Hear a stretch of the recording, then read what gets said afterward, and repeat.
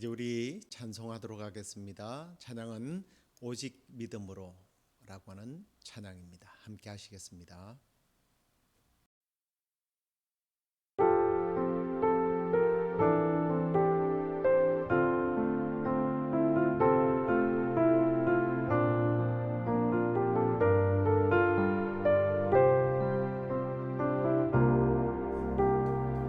세상 흔들리고 사람들은 변하여도 나는 주를 섬기리. 주님의 사랑은 영원히 변하지 않네. 나는 주를 신뢰해. 오직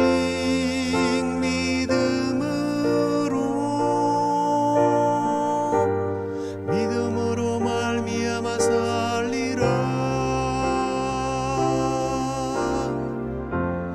오직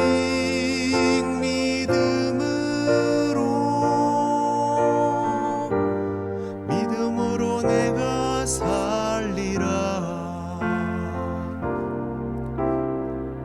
믿음 흔들리고 사람들 주를 떠나도 나는 주를 섬기리. 주님의 나라는 영원히 쇠하지 않네. 나는 주를 신뢰해. 오직 믿음으로 내가 살리라. 오직 믿음으로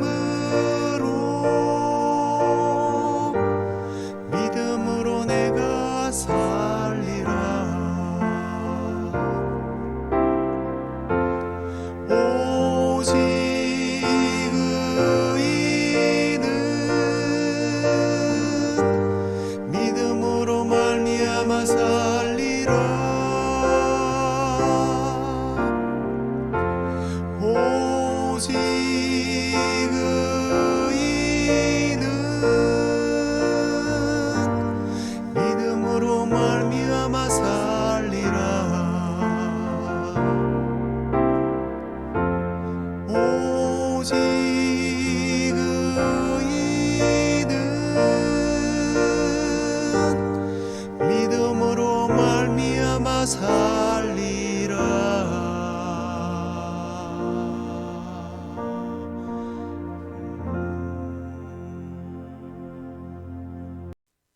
다 함께 사도신경으로 신앙 고백드리겠습니다.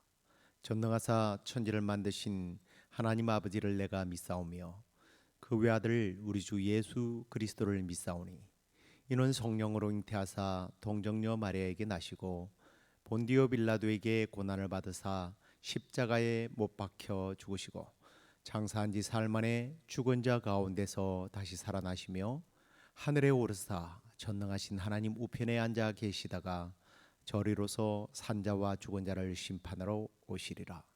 성령을 믿사오며 거룩한 공회와 성도가 서로 교통하는 것과 죄를 사하여 주시는 것과 몸이 다시 사는 것과 영원히 사는 것을 믿사옵나이다.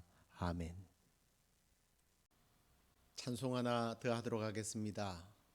이 믿음 더욱 굳세라 여기에 모인 우리라고 하는 찬양이죠. 함께 하도록 하시겠습니다.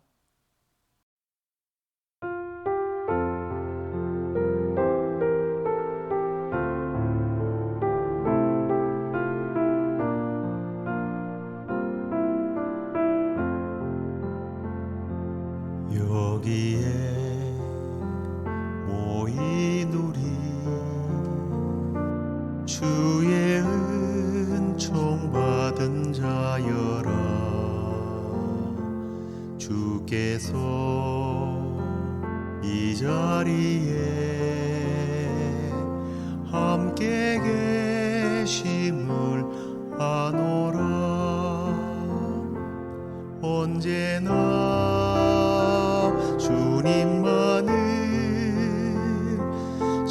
찬양하며 따라가리니 시험을 당할 때도 함께 계심을 믿노라. 이 믿음도 굳세라. 주가 지켜주신다.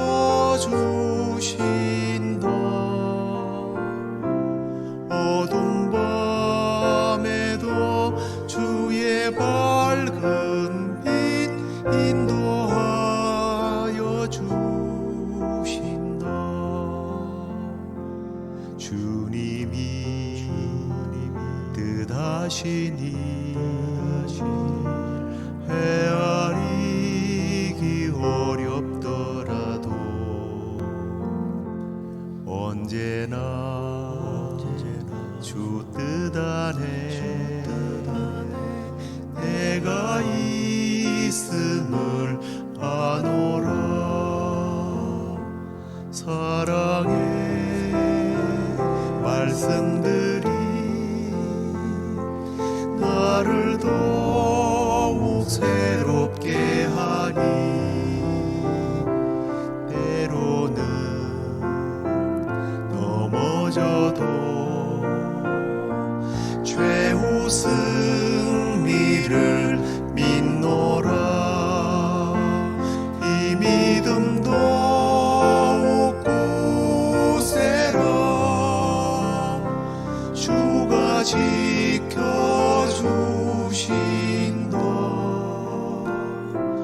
어두운 밤에도 주의 밝은 빛 인도하여 주신다.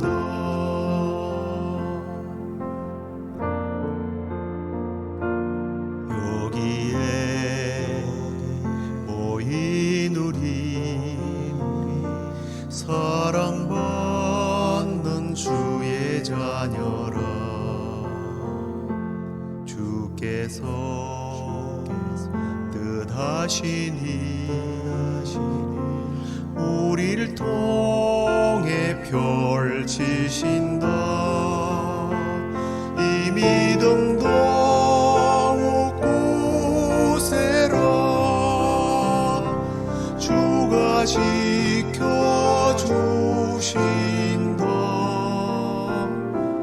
어두운 밤에도 주의 밝은 빛 인도하여 주신다. 주의 뜻 이루어지는 날까지 믿음도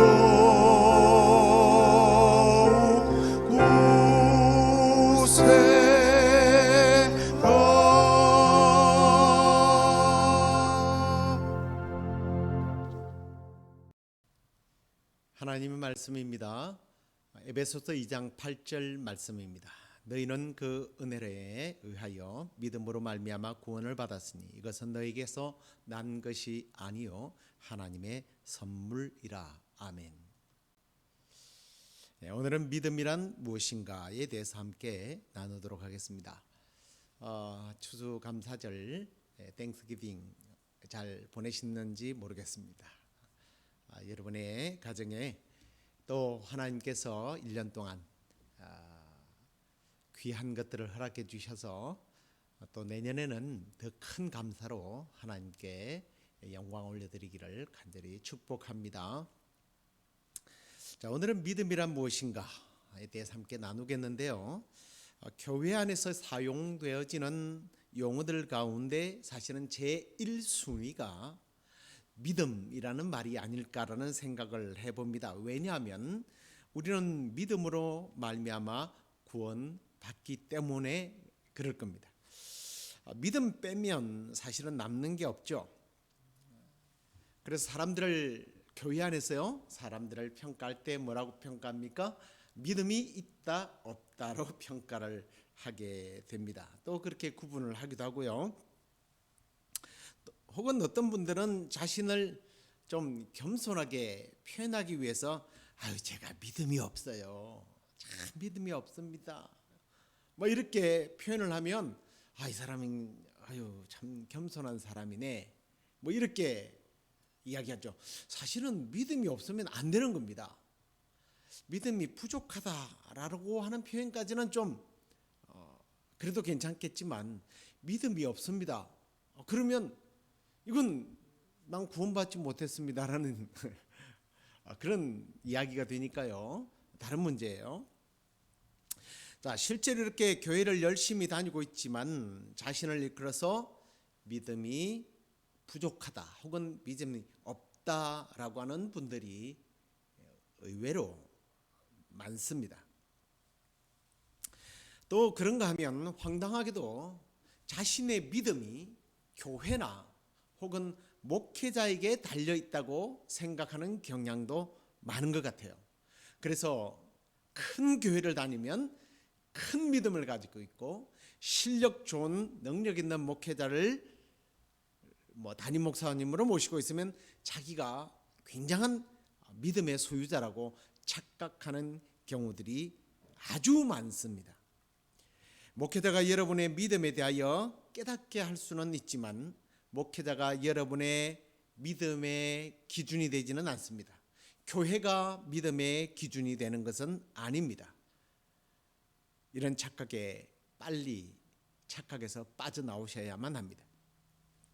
그래서 오늘은 믿음이 무엇인지 우리가 교회는 많이 다녔지만 그 믿음의 정의에 대해서 우리가 함께 배우면서 좋은 믿음 또 참 믿음이란 어떤 것인지를 한번 우리가 나누고 또 깨닫고 결단하고 좋은 믿음을 가질 수 있기를 바랍니다. 자, 이 믿음에 대한 정의를요. 찰스 스펄전이라고 하는 유명한 목사님은요. 지식, 동의, 신뢰라고 그렇게 믿음을 정의했습니다. 제가 배우고 이제 또 깨닫고 공부한 것과 또 일치하기 때문에 이걸 좀 믹스를 해서 말씀을 드리려고 해요. 저는 이제 믿음의 정의에 대해서 지정의라고 이렇게 배웠습니다. 이게 좋은 참 믿음이라는 거죠. 지, 그 다음에 정의. 사실은 알고 보면 동일한 내용이에요. 그래서 지정의적 이 믿음 혹은 지식과 동의와 신뢰라고 하는 이 믿음의 정의를 가지고 우리가 좀 믿음을 나눠보도록 함께 공부해 보도록 하겠습니다. 자, 먼저 지입니다. 지적 믿음이죠. 이것은 깨달음을 말하는 건데 아는 것을 말하는 거죠. 일반적인 목회자들이 이제 알려주는 그런 내용. 그래 그걸 알아야 되는가? 목사들이 내가 하는 말을 알아들어야 구원을 받는다는 말인가? 그게 아니죠. 성경에서 하는 말이에요. 성경에서 이 아는 것에 대해서 이렇게 가르칩니다. 로마서 10장 14절 말씀 보십시오. 그런즉 그들이 믿지 아니하는 일을 어찌 부르리요? 듣지도 못한 일을 어찌 믿으리요? 전파하는 자가 없이 어찌 들으리요? 자, 이 말씀을 보면 믿지 않는 자를 어떻게 부르겠는가라고 말하는데 이 말은 믿지 않는 자가 믿지 않는 자를 믿는 자를 구원한다라는 말인데 이 믿는 자를 구원하는 데 있어서 절대적인 조건이 하나 있어요. 그게 뭐예요? 듣지를 못했는데 어떻게 믿겠느냐라는 말씀을 하고 계신 겁니다. 전파를 안 해서 알려주지 않으면 어떻게 구원을 받느냐? 믿어야 구원을 받는데 전달하는 사람이 없으니까 알려주는 사람이 없으니까 구원을 받지 못한다. 이 말은 알아야 된다는 거예요. 저는 어릴 때에 그런 이야기를 많이 들었습니다. 덮어놓고 믿어라. 이건 내가 잘 몰라도 믿으라는 거예요. 여러분 모르는 것들을 어떻게 믿어요? 알아야 믿는 겁니다. 사실 이런 주장은요, 우리 개신교 쪽의 주장이 아니에요. 캐톨릭 쪽의 주장입니다. 모르지만 믿어라. 그래서 이분들은요, 이전에는요, 일반 평신도들에게는 성경을 읽을 권한을 주지 않았습니다. 평신도들은 성경이 없었어요. 줘도 못 읽어요. 다 원문으로 돼 있으니까 이게 무슨 말인지 알 수가 있어야죠. 그냥 시키는 대로 맹목적으로 따라하는 겁니다. 그러니까 네 부모가 지옥 가 있는데 네가 그를 위하여 기도하고 헌금을 바치면 땡그랑 헌금하는 소리를 듣고 천국으로 올라간다고 가르치니까 믿는 거예요. 그럴 수는 없는 거죠. 그게 왜 그렇습니까? 모르고 믿으니까 그러는 거예요. 성경의 가르침과 완전히 반대되는 내용입니다. 로마서 10장 17절을 또 보십시오. 그러므로 믿음은 들음에서 나며 들음은 그리스도의 말씀으로 말미암느니라. 믿음이요, 듣는 것으로, 아는 것으로, 그 아는 것은 바로 그리스도의 말씀을 통해서 안다라고 말합니다. 그렇습니다. 우리는 예수 그리스도의 말씀을 들어야 합니다. 들어야 믿어지는 겁니다. 들어야 내가 무엇을 믿어야 할지, 누구를 믿어야 할지 결정하게 되는 거예요. 그래서 믿기 위해서 지식적인 것이 필수적인 것입니다. 이게 신학적인 믿음의 공식이 아니에요. 구약에서도 마찬가지예요. 이사야서 55장 3절 말씀을 보십시오. 너희는 귀를 기울이고 내게로 나와 들으라. 그리하면 너희의 영혼이 살게 될 것이다. 내가 너희를 위하여 영원한 언약을 맺으니 곧 다윗에게 허락한 확실한 은혜, 그 구원의 은혜를 나와서 들으라. 들어야 너희 영혼이 산다. 분명히 여기서 지식적인 믿음에 대한 말씀을 하는 겁니다. 우리가 교회를 나와야 하는 이유가 뭡니까? 듣기 위해서예요. 성경을 알아야 되고 설교를 들어야 믿음이 생기는 거예요. 우리는 말씀을 통해 자신이 이 얼마나 비극적인 상황이고 예수 그리스도가 필요하다는 것을 알게 될 거 아니에요. 그리고 성경 말씀을 듣는 순간에 이 성경 말씀의 저자이신 성령님께서 우리에게 네가 구원받아야 한다라는 것을 강력하게 지시할 거 아닙니까? 그래서 가르침을 배우기 위해서 우리는 교회로 오는 거죠. 무엇이 복음이고 무엇이 사랑이고 무엇이 용서이며 무엇이 회개인지, 우리가 어떻게 세상을 살아야 하는지 배워야 되는 거예요. 그리고 너무나 중요한 사실을 배워야죠. 예수님이 왜 이 땅에 오셨는지, 왜 이 땅에 오셔서 십자가를 지셔야만 하는지 우리는 배워야 되는 거예요. 배울 때 깊이 상고하게 되고, 그 일이 나를 위해서 한 일이구나, 배워야 되는 거예요. 그렇게 배우게 되면 두 번째 바로 정의죠. 동의라고 하는 정이 생기는 거예요. 지식에 대하여 동의되어지는 감정적 단계를 말합니다. 내가 배운 그 지식을 통하여 하나님의 존재와 그 하나님이 전지전능하신 분으로서 나를 위하여 천지를 창조하시고 또 준비하신 후에 나를 흙으로 창조하시고 또 그 위에 영을 불어넣어서 내 안에 영혼이 들어오게 되므로 우리 인간은 동물과 다른 특별한 존재가 되었다는 사실을, 그 사실을 들으면서 감동이 와야죠. 그리고 예수님이 이 땅에 오셔서 나를 위해서 한 일을 생각해 보니까 나 같은 죄인이, 나는 지옥 형벌을 받아야 되는데 나 같은 죄인을 위하여 예수님이 그 일을 당하셨다니, 감정적인 동의가 일어나면서 우리는 눈물을 흘리게 되는 거죠. 기쁨으로 받아들이게 되는 거죠. 그런데 이 감정적인 동의로는 사실은 확실한 믿음이라고 볼 수 없습니다. 왜냐하면 누군가가 옆에서 막 웃고 있으면 나도 웃게 되는 거예요. 별말 아닌 것 같은데 옆에서 주여 누가 한마디 하니까 근데 자기도 그냥 우는 거예요. 자기 신세가 처량해서 울기도 하고 옆 사람이 불쌍해서 울기도 하고, 그렇게 실컷 울고 가니까 기분이 좀 개운해져요. 나 구원받았어요. 구원받은 건가요? 아니죠. 그 감정적인 동의가 구원을 받은 것은 아니다. 여기까지 머무르서는 안 되죠. 그래서 세 번째는 의지적 결단이 있어야 합니다.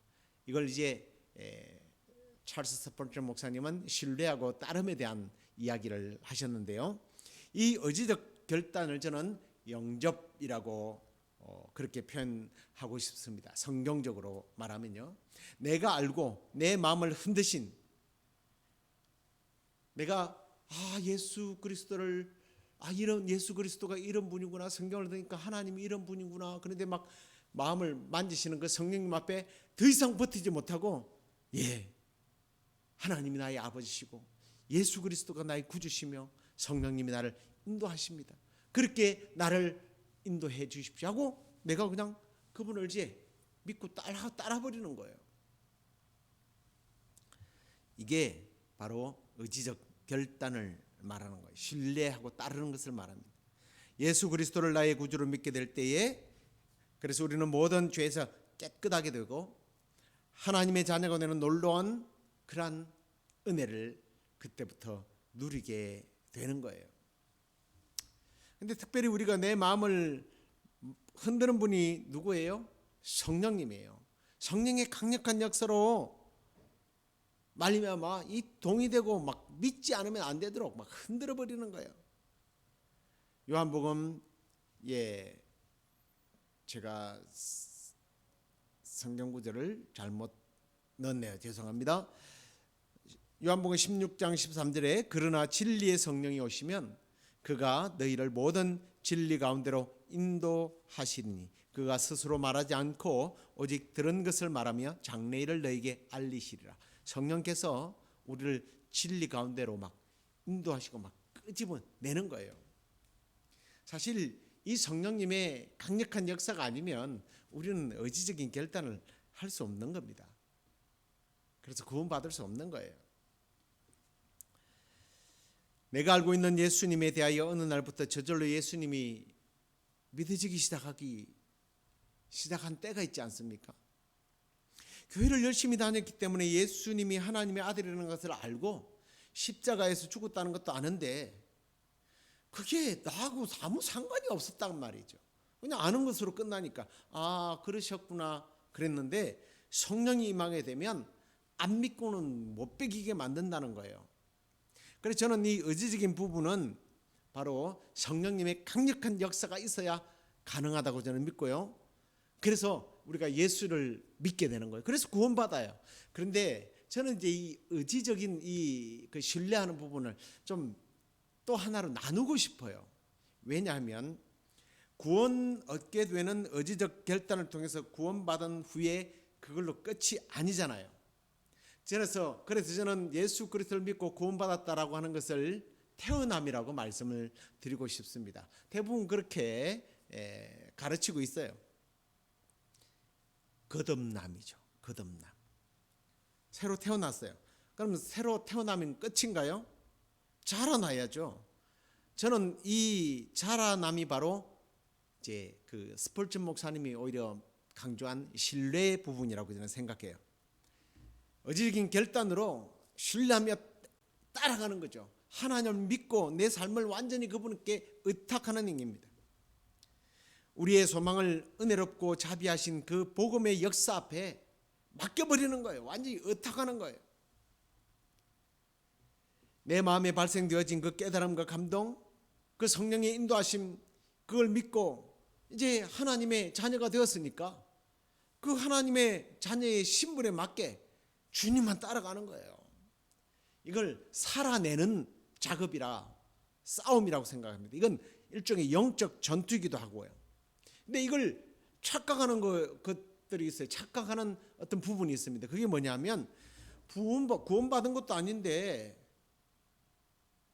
착하게 살아가면 구원받았다고 생각하는 것도 곤란하다는 거죠.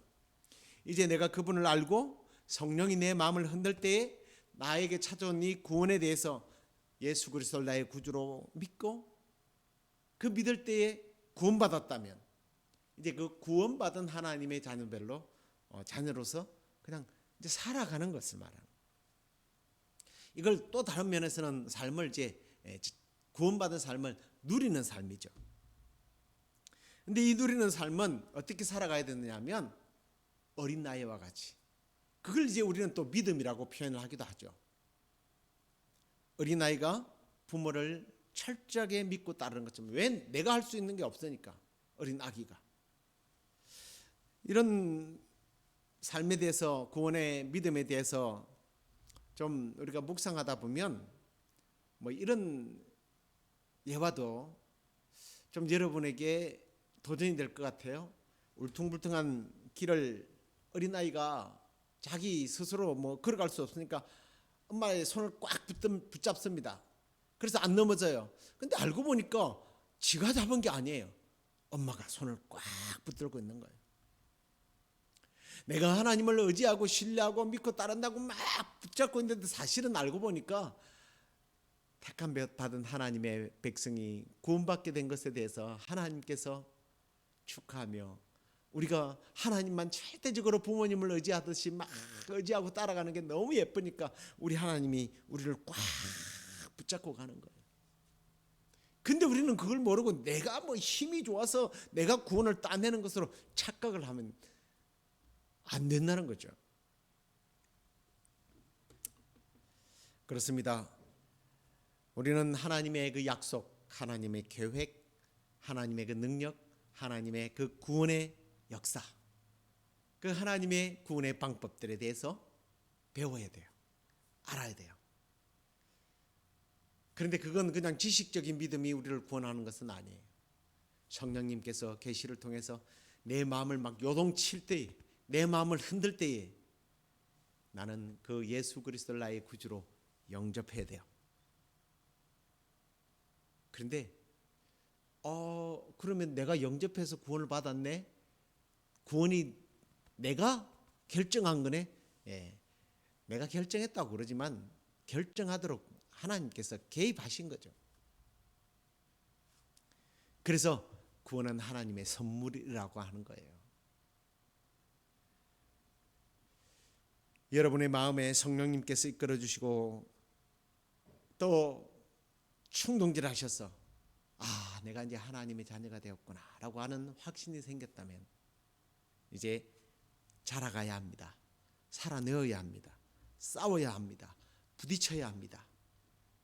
하나님을 신뢰하고 그 하나님을 믿고 붙잡고. 그런데 알고 보니 하나님이 나를 붙잡고 천국까지 이끌어가고 계시는 거예요. 이게 믿음이에요. 그걸 믿는 믿음. 이게 믿음의 삶입니다. 알고 동의하고 신뢰하는 이 참 믿음을 통해서 우리가 구원받은 것에 대한 감사와 신뢰를 통해서 하나님의 자녀답게 이 땅을 계속해서 살아내는, 그리고 하나님의 그 놀라우신 능력들을 경험하며 살아가는 저와 여러분 되기를 우리 주 예수 그리스도 이름으로 축원합니다. 기도하겠습니다. 하나님 아버지, 감사합니다. 내가 듣고 내가 보고 내가 알게 된 그 예수 그리스도를 믿을 수밖에 없도록 성령님께서 내 마음을 흔들어 주셔서 감사합니다. 그래 마침내 우리 하나님의 그 은혜를 내가 받아들임으로 구원받아서 하나님의 자녀가 되고, 그 구원받은 하나님의 자녀로서 이제 하나님만 의지하고 내 삶을 완전히 그분께 의탁하고 하나님의 자녀로 살아가게 하시니 감사합니다. 이제부터 전적으로 하나님께 기대고 의지하고 하나님만 따르며 그 구원의 기쁨과 은혜를 날마다 누려가는 삶이 되게 하여 주옵소서.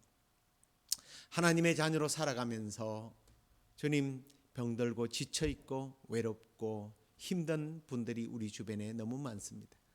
오늘 우리 믿음의 시애틀 영락교회 성도들 가운데 육체적인 질병으로 인하여 주님 여러 가지 치료를 받고 있고 또 하나님의 도우심을 구하는 사랑하는 형제자매들이 있사오니 주여 오늘도 찾아가셔서 그 구원받은 자들에게 주시는 기쁨으로 그 모든 것들을 이겨내고 하나님의 능력 가운데 빨리 치유함을 받고 주님께 나와 또 예배하며 하나님을 높여드리는 그러한 은혜가 있도록 인도해 주시옵소서.